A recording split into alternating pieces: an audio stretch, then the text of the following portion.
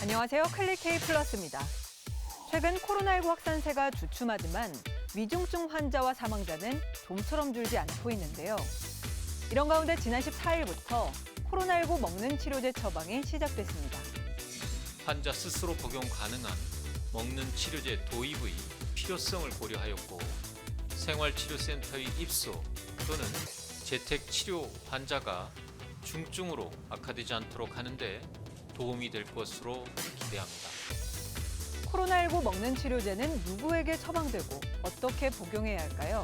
자세히 알아보겠습니다. 기존 코로나19 치료제는 정맥주사 형태로 병원에서 전문 의료 인력 도움을 받아 투약했죠. 먹는 치료제는 환자가 시간과 요법에 맞춰 알약을 복용하면 되기 때문에 훨씬 편리합니다.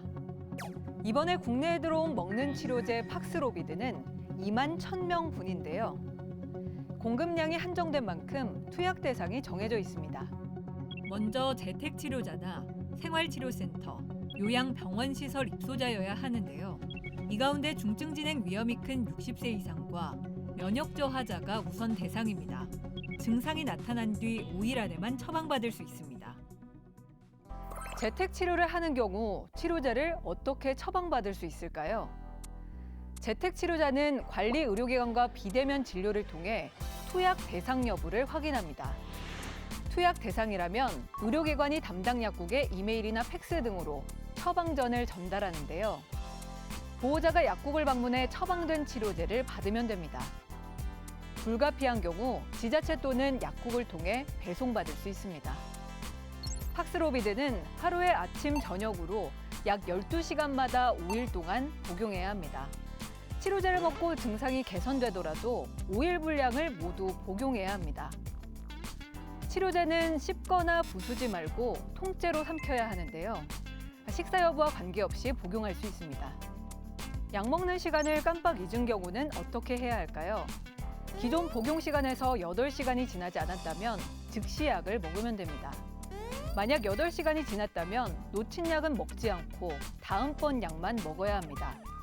한 번 놓쳤다고 해서 다음번에 2배 용량을 먹어선 안 됩니다.